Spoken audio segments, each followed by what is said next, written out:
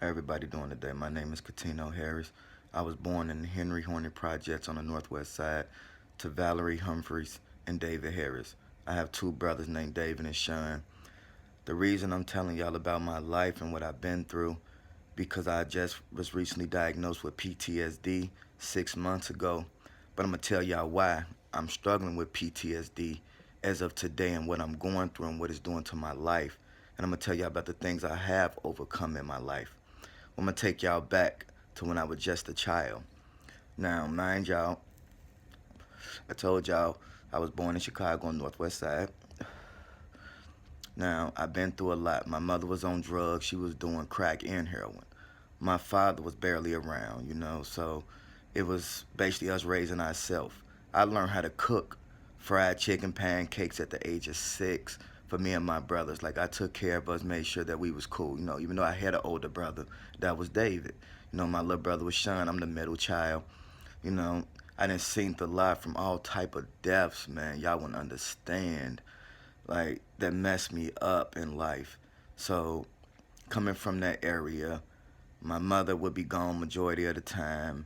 I didn't know what to do. I'm seeing a therapist, as y'all know right now. I see her in about an hour or so and talk about what's going on. I'm glad I have been seeing her. I do have a spiritual brother I just reached back out to who I'm trying to get through with and help me fight the demons that's going on in my life from the tragedies I did go through. So hopefully that'll help me. So I've been fighting my whole life, going through all type of stuff, man. Like, it's unreal about the things that I've been through in my life. But I want y'all to understand some of the stuff is gonna be sad that I'm gonna tell y'all, and some is gonna be very joyful about the things that I have come through. And I'm proud of myself that I keep on fighting and fighting of my journeys in life. So me and my brothers, like, coming into our project building. I remember my apartment clear as day. It's like I never left it. And I was 9 years old when I did leave from the projects when my mother, things happened to her. And I tell y'all about that story. So you come up in our project. We had a long closet right there in our apartment. So I remember we had a bathroom to the right. My mother room was right there. Then you had our room. Then if you look down the hallway to your left, you walk down, so you got the kitchen to your left. You got the living room. But we ain't had no furniture like that, so our stuff was really empty, man. Talk about empty. We had a bed up in our room, a bunk bed, and my mama had a bed in her room, but we ain't had no furniture like that. Our stuff was very empty. That's what, like, we would go up in there. We had good stuff. My mama buys the nicest video games, but she'll pawn them too because of her drug habit. So it'd be like, we'll get them for Christmas, and she'll pawn them. So it's like, man, what's the point of even buying these games if we only gonna have them for a couple of, probably a month or two before you pawn them and we don't get them no more. So we'd always play this game called Shark, man. I told y'all, every living room was empty. So we'll be playing Shark and everything, and I was the shark all the time. I used to love playing the shark, with my brothers and stuff, putting a freaking blanket down and like it was the ocean, and they couldn't step in the ocean or I get them and stuff. So there's a lot of stuff that we had fun with doing, just making fun little games with each other. So that was enjoyable. But I remember the mice used to run through there. We used to stomp them out and do that type of stuff, all that. I remember, man, it was so. Oh man, I think it's a lot that got to do with all the deaths that I didn't seen though. I remember my mother' best friend fell through our window from the 8th floor. Me and my mother was in the kitchen. We saw her fall through the window. We go outside. My mama looking at her friend, eyes rolling the back of her head and everything. So that was real messed up. I didn't know what to do. I'm just looking at the lady, and I'm about 7 years old. Like, what the heck? What's going on with this lady? But found out, the lady tried to go catch her boyfriend cheating on her and try to crawl and walk through and try to cross over through the ledge and fail. This the projects. You don't do stuff like that. Ain't no ledges. So, that was a tragic moment in my life that I seen. Then, I seen so much other stuff. I seen ladies bring out the building cover because she was murdered and everything. Like, everything like that was just messing me up. I remember, man, who remember back in the day when Oprah made a movie in the projects? I remember she made a movie in the projects. She put up Swings in our projects, right in our building, man. Hooked it up just for her movie. Put swings, had the playgrounds, painted, slides, everything. Do y'all know that lady would not help nobody when she came through there? And when she left after the movie was done, do y'all know she took everything with her? But this is Oprah we talking about. But she helped the whole world do everything else, but couldn't help our community.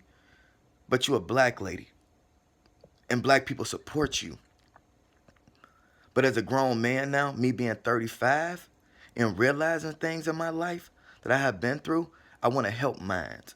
And I hope by telling my story and everybody listening to my story will understand what I have been going through and the things that I'm here to do and I'm steady reaching to help my community. This is me in a rare form. I didn't want to come talk to y'all when I was all good and better and I had everything under control. I needed y'all to know my story while I was struggling now, while I was going through the things that I'm going through now. Not when Katino made it, not when Katino's very successful, where I'm trying to make it to and I know I'm going to make it to. I need y'all to understand now what I'm going through and the things that I'm battling. But back to my story, y'all. I went to Brown. Elementary. Man, I used to always fight every time I went to Brown, man. Every time I went to school, man, I was getting suspended, fighting for something, getting sent home for 2 weeks, mama looking at me. What more can mama really do to me? You was on drugs. My daddy wasn't around. So it's like I was on my own. There's nothing nobody can do. Who was going to stop me? Nobody. You know, I was a bad little kid. Yeah, my mama beat me. I remember my mama used to beat me. Do y'all understand? My little brother just reminded me of that. By me going through therapy and he brought it up. It's a crazy thing because I love my mother. I miss her. But also knowing the things that she have done to me, and I realized that she made me hate her at times. And I don't want to do that with my mother. My mother been dead since 1996, y'all. And I'm going to get to that story. But y'all need to know how all that played out and how we got to that. So, like I said, my mom was a crackhead. She used to bring all type of men through the house and stuff, do all that type of stuff. And it was like, wow, what the heck is really going on? You know, me seeing that, it's really messing with me. I used to flip out, have little spasms, run through the house screaming and stuff. So y'all can only imagine me flipping. I run through the house screaming because she doing this type of stuff. When I first saw this, I didn't know what to do. I didn't even know what to think. But as time went on, you get accustomed to it. You know, you start hearing your mama tell me she went in rehab, she in jail for prostitution. You know, that was a big thing, man. That would mess up a kid's mind, you know? You don't know what to think about your mama. But I remember a time my mama took me to buy drugs with her, and the dude ran off with her money. I'm a kid, y'all. I'm only about 7 years old. What I supposed to do to stop this dude, this grown man, from running before he hurt me? So she blamed me that he ran off with her money. Do y'all know that she picked me up and body slammed me on concrete 3-4 times and stomped me? Now I'm her child. What mother do that to her child? But you say you love your children. You cherish your children. You would do anything to protect your children. You don't hurt your children like that. You show them love. I know drugs played a part in that, but no, that's not an excuse what you did. What she did to me, you don't do that. I remember she hit me with a 2x4 because me and my brothers got into it. She threw it at me, man.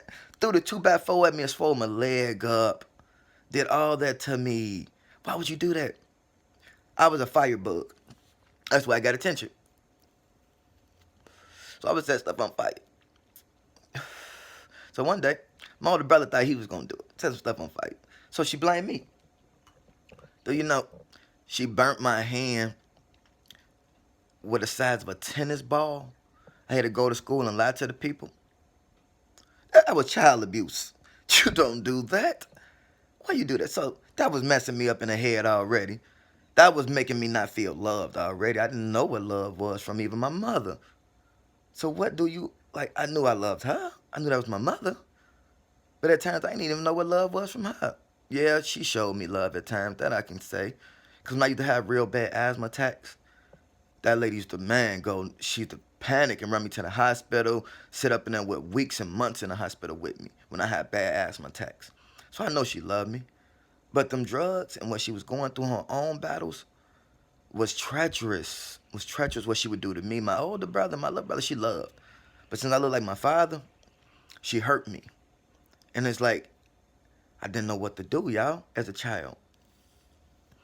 So I took it out on my little brother. I had to fight my little brother, even my older brother. I had to call my little brother white boy. Because I'm kind of dark and they all light skinned. So I had to always call him white boy. But I love my little brother. Nobody else couldn't harm him. Because if you did, I was going to light fire from you. Because that was me who was doing this. Because of what I was going through on my own battles. Not nobody else can harm my brothers. Because I am my brother's keeper. And I always will remain that. Because I love my brothers. My mother just had sick ways in her. Now my grandma Rachel, that was my lady. She passed though, man, 1993. Y'all rest her soul. That was like my mother. I used to always do stuff to my grandma, man. I remember from what I was told, my grandma even had me a bottle when my little brother was born. Made sure I kept a bottle and everything, y'all, just to comfort me because I didn't feel loved by my mother and my father at the time. But that's a long story.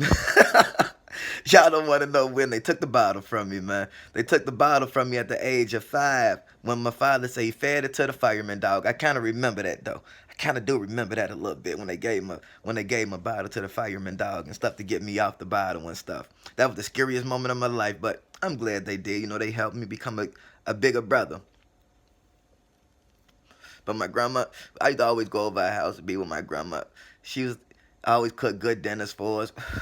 I mean, one day I pretended I was asleep and I was talking in my sleep, and my grandma was like, "Oh Lord, boy, I'm gonna pray for you, boy." And I woke up like, "Oh girl, grandma, what you doing?" She like, "Boy, you scared me. I'm gonna come back and hunt you if something ever happened to me." That was my grandma, man. She used to always tell me that, but I know she loved us with all her heart, man. She ain't never want to see no ill will come to none of us, none of her children, none of that. You know, I was just bad because what I was going through, so I acted out. So she gave me a little more special treatment. I remember when the block cell phones first came out. I tried to convince my grandma to buy me that until the retail dude told it was a real cell phone. You should have saw the look on my grandma Rachel's face, man. She like, boy, I'm not finna buy you that. And my uncle who stayed with her, man, he passed away too, man. Rest his soul, man. My uncle Jimmy, man. My uncle Duck, man. Rest his soul, man. He used to always go in his room. He used to whoop us and stuff. For me going in his room, never wanted us in his room. But I used to always try to bake the brownies. You ain't finna touch me. It's the first thing that come out of my mouth. You ain't gonna touch me. I tell my mama on you. And he didn't want to deal with my mama, so he never wanted to try to do with me. Cause you know my mama was that little short lady was gonna cuss him out. Nobody ain't want to deal with her, man. She was a funny little lady though. But the things back to the projects, I constantly fought going outside, going to the park. It was these kids we call the 7th floor dirty floor alley hoops. But they real cool now, man. As I learned, they was real cool growing up. But as a child, you call people things that you shouldn't have. I was dirty. We ain't had no clothes like that. I had to wash my clothes in a tub to try to go to school and go climb. And people even looked at me like I was dirty. I didn't have no money. What money? We was on low income in the projects. Mama getting stamps. I remember when stamps was brown and green and all that. Now they got link cards. We ain't have all that stuff back then. Shoot, washing pair of pants in the tub, drawers and stuff to go to school because mama ain't doing laundry. I ain't got clothes like that. What? Dirty clothes piling up in our little laundry area up in there. So come on now. So we calling them a dirty floor, 7th floor, dirty floor alley hoops. Ain't make no sense. We just a little cleaner than them. That's it. But everybody was dirty in this, man. Yeah, you had mamas and kids that was cleaner because mamas worked. They were just in the projects. Yeah. Or daddies and stuff on selling drugs out there. You know, stepdaddies, whatever. But besides all that, we all was struggling out there, going through things. You know, mama's either on drugs, daddy on drugs, alcoholics, whatever, abusive, whatever it was. Y'all saw man, I remember a time, man, my daddy beat my mother one time, man, in front of us, like was beating her. You talking about made me furious? I couldn't be a number about 8 at this time. Man, I grabbed a butcher knife and told this man if he ever hit my mama like that again, right in front of him, I was gonna kill him. You don't put your hands on her like that. I would, man, and if he would have swung one more time at my mother, I think I would have put that knife in him. You don't do that. You know, man, he used to always beat my mama, man. He was an abusive man, too. You know, you don't do that. He beat all the women he was with from what I'm heard, man. But the way he used to beat my mama, no, you don't try to do that to no woman. You don't beat her, try to control her. You try to beat her for breakfast, lunch, dinner, for any and everything, man. You know, so when he did come around, he did stuff like that. You know, I remember the time he tried to whoop us, But no, man, like you really couldn't discipline us, man. Like, even as things went on, man. You couldn't do that. But I remember seeing when they first started painting the little railroads down there, under the little viaduct over there. I remember seeing the man fell and bust his head open, man, lost his brains right there, man. I remember seeing what brains really look like at the age of 7 years old, man. And that's some stuff, man. Like I never forget that moment, man, a day in my life, man. It was some messed up stuff. Me and my mother was going to the doctor for me to give me some shots, man. Hey, go get some shots before I can go back to school. I remember my brother, I'm getting out of school, I'm running, playing with them, trying to go show them what it would look like, man. It's crazy. Like, what type of stuff I was on, man? Like, this would amuse me, man. Because of the environment we was in. If it wasn't for the environment we was in, I don't think a child should ever see this type of stuff. You should never go through this, man. That's why we need to do better as black people, as black families. Get our kids out of these areas and help each other and show love through these areas. That's it. So, back to this, man. Oh, y'all, this PTSD is a very, very bad thing. It's very bad, man. Because I can have my ups and I can have my lows, and it makes me depressed, man. I am married with 3 beautiful children, Katino Jr., Cree, and Kai. My wife's name is Sakina. But we are currently separated because of my issues, and I'm trying to battle my issues because I love my family. I never want to be separated from my family. That's the one thing I truly vowed to always keep my family safe and to be with my family because of what I've been through. And to never, ever be married or be married twice or to be separated. So I'm doing everything in my power, y'all, to fix my marriage. And I hope God continue to bless me to fix my marriage. That's why I'm striving to be a better man. And I'm striving to be a better father, a better friend. Whatever's needed out there, whatever somebody need out there, I hope I can be there for them. But first of all, I got to start being that for myself because that's what I'm doing now. That's why I'm in therapy. That's why I'm taking the time that I'm doing out to help me and better my life, y'all. To make sure that I'm a better person out here. Because what I've been through, yeah, I'm quick to want to do something to hurt somebody, but I'm telling y'all the reasons why. When I'm getting to the things that reason to quick to want to hurt somebody. Not because, oh, I'm just bad, I'm an evil person. No, the love I got in me, I want to show that to my wife and my kids and my brothers and my friends, anybody that's out there. I want to show y'all my love that I have out there for everybody to see the good, kindest person that I am. Not the people I was talking about, this man evil. They don't want to be around me because of my ways. But it's the PTSD has made me that way, and I am going to get better because that's what God needs me into, because he got a bigger plan for my life. And I'm going to tell y'all the things that he has done for my life, that I know he has a bigger plan for me to do. And for me to tell y'all how things are possible out here, young man, black man especially, please listen to this story of what I'm saying, man. Because I know a lot of y'all been through what I'm finna tell y'all. Growing up on the south side, the west side, the north side, wherever you grew up at, you have this story. Might be not similar, might be worse, it might be the same, who knows? But everybody has a different walk. And we're going to walk it together, though. We're going to get through these struggles and battles together that we go through. I hope more of y'all speak out about the PTSD and the struggles or whatever mental depressions, things that y'all is going through in these days. My director wanted me to break down the outline, y'all. They didn't want me to stumble over things, but I just want to tell y'all, I don't want no outline. I want to go from the things that happened back from when I was a child into the things that happened to me when I was a teenager and into an adult. That's how I'm breaking down my life to y'all and to come to y'all. So I might be all over the place, y'all. So y'all gotta excuse that. Don't mind me on that. But I just need y'all to hear this story about me. I need y'all to hear my life. That's it. About the things that happened to me. So Brown was a good school, man. I remember teachers, I remember fighting my friend, like, man, throwing desks up in there, fighting this one boy Adonis all the time, man. Like, it was crazy, man. Just always just going to school fighting. I remember I had this teacher, I think she was a white lady, pregnant. Scratched my neck one day and made me like, man, I don't know what the fuck. It was like pulse coming up out my neck and everything. I told my mom and my daddy and mama come up to the school ready to go off on the lady, man. I told the lady straight up. Like, I was a kid. I'm like, bitch, I'll fuck you up in here. Don't you ever grab me. All because I'm trying to go fight and she trying to stop me from fighting. Like, I'm a kid, though. Why am I talking like that to a grown up? But I ain't have no guidance, y'all. I remember my mama come up to school, man. Yeah, pretend to say like I'm hurting you. But I mean, one day I did cuss out one teacher, and she came up to the school and fucked me up in the bathroom. I went back in that classroom, motherfuckers knew what it was already. The kids looking at me like, shit, we ain't want that problem. It was this black teacher too, man. Like, he was cool, man. Like some of these teachers, I don't remember their names, man. But I do know they did try to help me. But the things I was going through, I couldn't be helped. I had a lot of friends out there, man. Good people that was in my life, even in the projects, man. My friend Derek, man. I remember him, but I heard he was killed. Rest his soul, R.I.P. to Derek, But I remember I said one of my homies, but I'm going to tell y'all, look, see, I tell y'all I'm all over the place, man. Tell y'all just got to mind me. But my mother was a good woman. She was, in all her ways, despite that. Remember, when my grandmother died, my mama lost her mind, man. Like, she didn't know what to do, because my mother was our rock. My grandmother was our rock and soul, of our family. She held our family together. Them Christmas dinners, Thanksgiving dinners, just grandma being there. Grandma was the lady. Grandma was the place to go. Grandma was the comfort.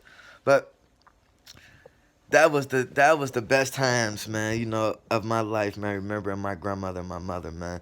That's some beautiful women. My brothers, I remember my little brother used to always be with me. That was my rappy. My little brother growing up, that was my rappy. We used to go to the park, man, all the time, pull swimming pool together, fight together. Man, that little boy, we beat these boys up together. They thought they was gonna move on me and my little brother. Me and my little brother got to facking them up out there, man, putting them hands on them, man. I do give big ups to my cousin, to Vale, man, D'Angelo Jackson, man, to Valerie Brooks. That is my auntie, man. I love this lady, man. And still today, I still talk to them, even though they not blood, but they are my family. They will stay my family to this day. Therese, Tylisa, Duke, y'all are my family. Forever in my hearts, man, because Valerie, you was like a second mother to me. And my mother name was Valerie. So you know how strange that was. Like, they ain't show us no different, man. No matter what it was, they treated us with number love, man. Tavell showed me how to fight, man. Made sure nobody ain't hurt us, protected us, man. You know, and I showed number love to him, man. I wish nothing but the best for him, man. And I haven't been the best family member reaching out to them like I supposed to, and being like I saw them when I was older, yes. But I need to stay in more contact and tune with them. And hopefully soon one day I will get to that point where I can really be around people how I need to be, and stay in contact with people, y'all, and show love the way I need to, because I do that with everybody, even my own brothers, my sisters, my family members. I do that with everybody. Like, I distance myself from times because of what I'm going through with this depression and PTSD that I be struggling with. So hopefully soon it's get better in life. That's my son Cal waking up, if y'all heard him crying right there. That's him right there. That down here, baby. That, come on, baby. That's my son right there. That's the little one. He 1 years old, y'all. He was sleeping. He trying to figure out where I'm at right now. But I got a long life story to tell y'all, man. And I just hope y'all stay tuned and listen to what I got to say, and the things that I might can touch and help other people's lives out here to get to a point where I'm trying to get to. And people that's probably already there that might can even speak out and help others like me, myself, and somebody else that need it, that's struggling out here and going through a battle. But these are the things I want to get to. In 1996, I had the most terrific thing that happened to me and my brothers in our life, everybody. My mother, Valerie Humphrey, was murdered in the projects. We found my mother murdered, me and my two brothers. We found her laying down. This is my baby boy Kai right here. He just woke up crying, y'all. It's okay, baby. Dad got you, baby. Dad right here, man. He just woke up, y'all, looking for me, so he know where I was. I got out the bed, so he was coming to look for me. But my mother, Valerie Humphrey, was murdered in 111 North Woods. Me and my two brothers found my mother bleeding to death, laying there, blood coming out, just leaking, with holes in her face from the pole that was by our door. By our door that we kept to keep people, I made sure they didn't come in and feel safe. She was beaten with this pole, beaten to death. This is the stuff that I'm going through. These is my battles. What made me into the person I am now, made me struggle with things and not be able to show love the way I needed to. Hurt the people that love me. Hurt even people that wasn't close to me, made me join gangs, did stuff like that. But I'm gonna stick to what I'm telling y'all about my mother. And as a child, I was only not 10 years old when we found my mother murdered in the projects, man. She was brain dead. I remember going to the hospital, seeing my mother on tubes, man. Tubes coming out her mouth, man, to help her breathe on ventilators, on machines. I didn't know what to do. That broke my heart. That broke my heart as a child. Knowing the woman I loved. Knowing the woman I loved that loved me was gone. I didn't know what to do. What I supposed to do?